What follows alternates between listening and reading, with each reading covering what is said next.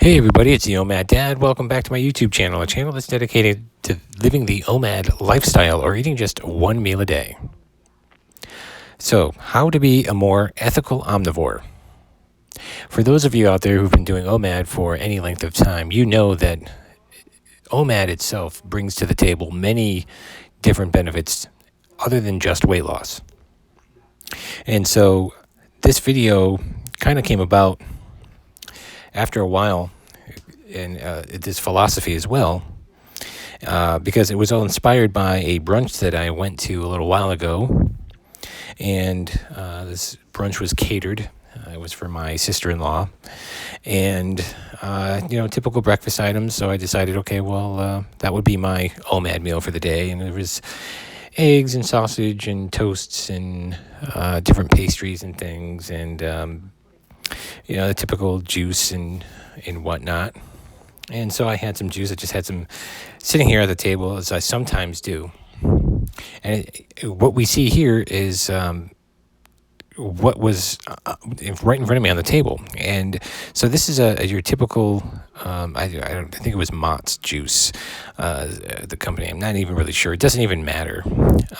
But we're not really looking at the ingredients right now. Take a look at where it talks about the content of the juice. This juice is from 9 different countries. And so I sat there thinking and saying to myself, how is this economical? How is this able to get here for probably less than a quarter per bottle? Because this is one of those little tiny bottles of juice. How is this an sort of ethical? How is this great for the environment? I mean, you take a look at these countries. They're all over the map. I mean, they're all over the globe. They're nowhere near each other. Hence, the ethical omnivore movement. And it led me down that path. And I can't say that I'm a professor of it. I can't say that I'm probably the most seasoned of it. But there is a really great group on Facebook that I connected with, got a lot of information on. And I think it's a really great complement to the OMAD program.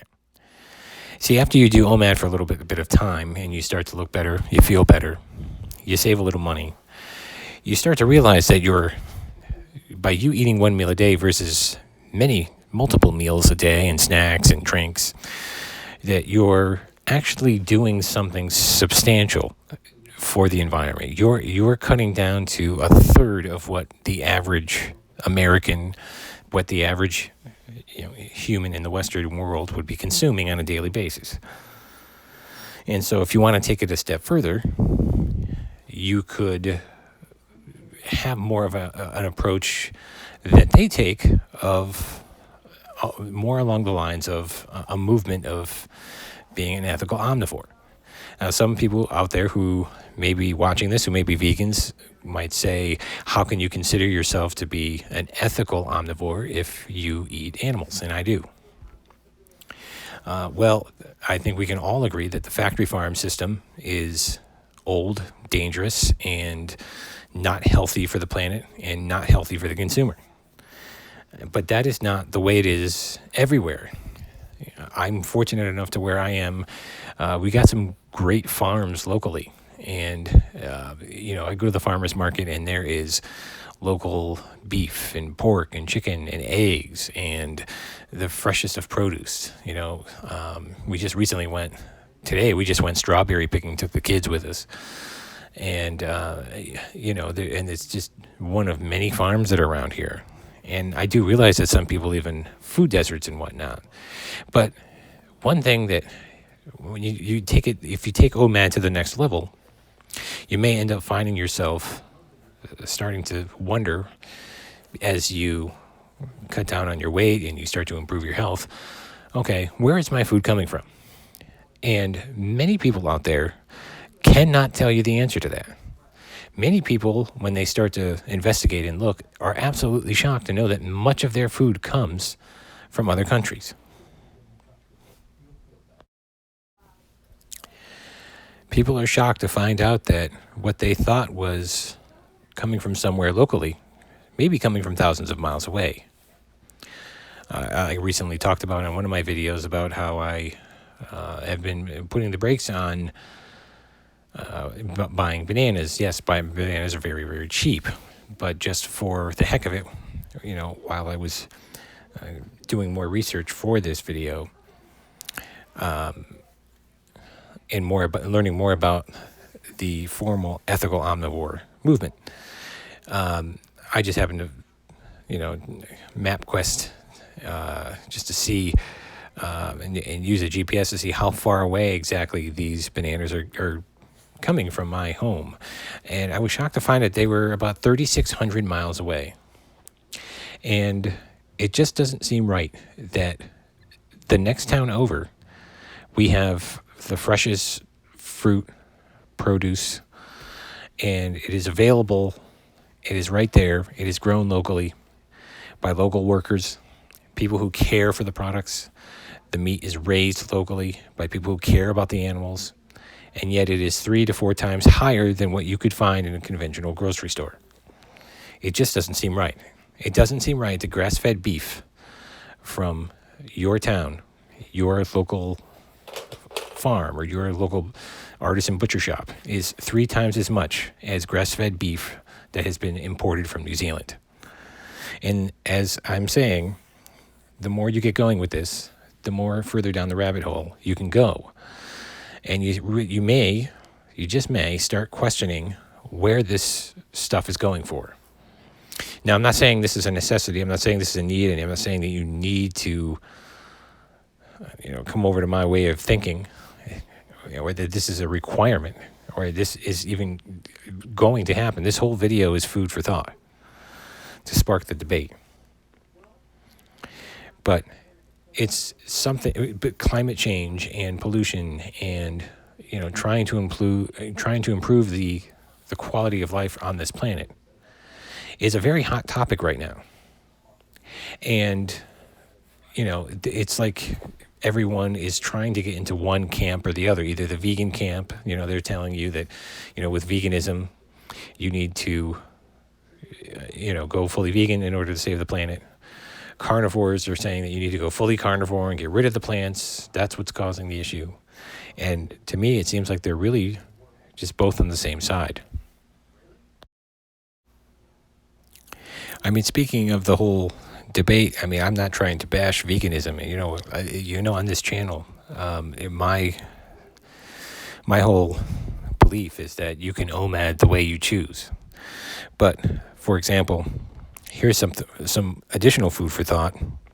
This was something I'm going to read. That was a debate on one of these ethical omnivore side channels over on Facebook, on social media, the other day. They're talking about this gentleman. I challenged a certain gentleman, I won't mention their name, last week. And this was not by me, folks. This is a heated debate between several people about he's writing how he challenged a certain individual last week to eat only what grows commercially or at home or foraged in his country of residence. Since being vegan, it's apparently so natural and simple, you would think that you could get all of his nutritional needs from the land without having animals murdered on purpose to protect crops from being decimated, by growing a lot of his own food and killing absolutely nothing to protect his food, and also by knowing what wild plants are edible and what aren't. But he didn't rise to the challenge and he can't because no vegan can. Aside from only red meat giving the full range of fully bioavailable amino acids and B12, the majority of this person's diet has to be grown and picked by some of the world's most poorest and oppressed people. Animals have to be deliberately shot, gassed, poisoned, hunted with dogs, or snared and shot to protect his food. That doesn't even take into account the harvest deaths. After that, it goes into huge energy-guzzling, carbon-emitting factories to be canned and or packed in plastic, shipped or flown halfway around the globe on gas-guzzling tanker ships and planes, docked, transported again by gas-guzzling trucks to stores where he thinks he's saving a cow and hasn't caused cruelty in any way.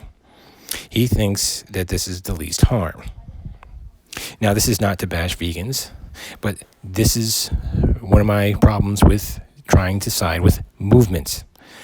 This is the vegan movement, and their whole way of thinking, their whole belief is that just eat vegan, eat as much as you want. You're saving your health, you're saving the planet. And they don't often take into account, and neither do most of us, where all of this stuff is coming from.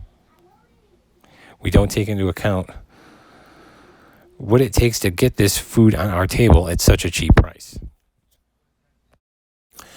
So, what does the ethical omnivore movement, the official page on Facebook, talk about? Well, I'm not going to post a picture of it right here, but I'll read a little bit of what they wrote in their about section about what they stand for, and you tell me whether we're off base here or if they make a valid point or not.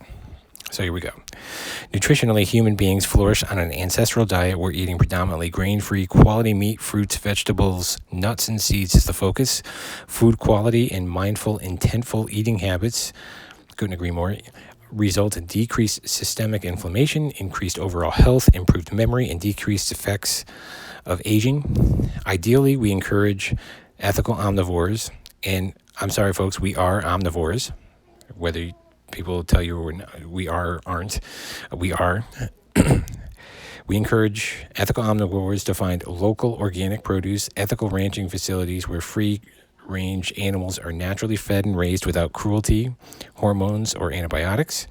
Due to their alarming decline of our oceans and their inhabitants, we don't advocate the consumption of seafood for health reasons and sustainability concerns. This is another part here. Most seafood that you're getting now is actually farm-raised. They also believe that there is no ethical or healthy way to consume dairy in the current factory farm paradigm due to pasteurization and the despicable cruelty dairy cows endure. See, there is some things regarding animals that they don't support. And, of course, its horrific byproduct, crated veal, is out. I agree. I haven't had veal in many, many years. We do, however, believe in the raw milk movement and fight for its revival as long as it meets our ethical standards. We believe that industrial farming is not only abhorrently cruel to animals on every level, but it's also environmental disaster.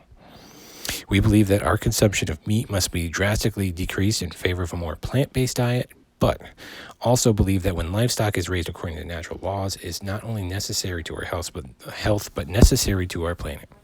So they're not saying that you need to be fully carnivore. They're not saying you need to be vegan. They're saying you should be a plant-based diet.